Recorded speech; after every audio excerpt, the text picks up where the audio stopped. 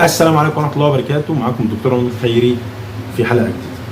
مشكلة الحموضة يا جماعة مشكلة كبيرة وناس كتير بتعاني منها بسبب طبعا حاجات كتير جدا. ناس كتير عندها حموضة، والحموضة من المشاكل بصراحة اللي بتعمل مشاكل، او يعني بتبقى مخلية صاحبها متضايق شوية، لا بيعرف ينام ولا بيعرف يصحى ولا بيعرف يعمل اي حاجة.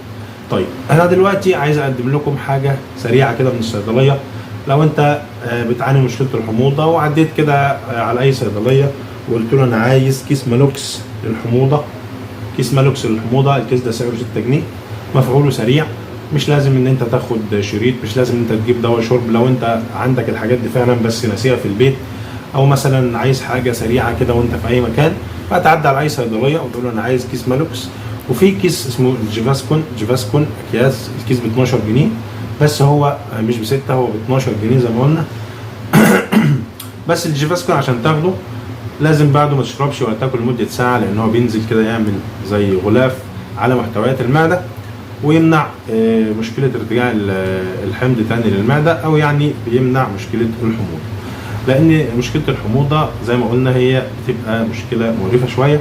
علشان كده انت لو معدي باي صيدليه، عدي هات لك كيسين 3 جيفاسكون او مالوكس وخليهم معاك.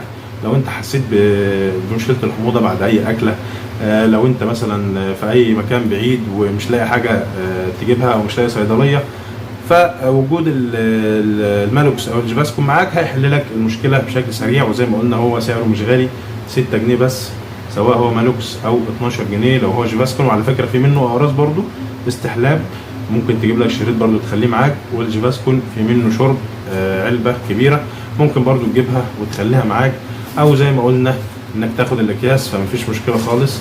المالوكس، كيس مالوكس.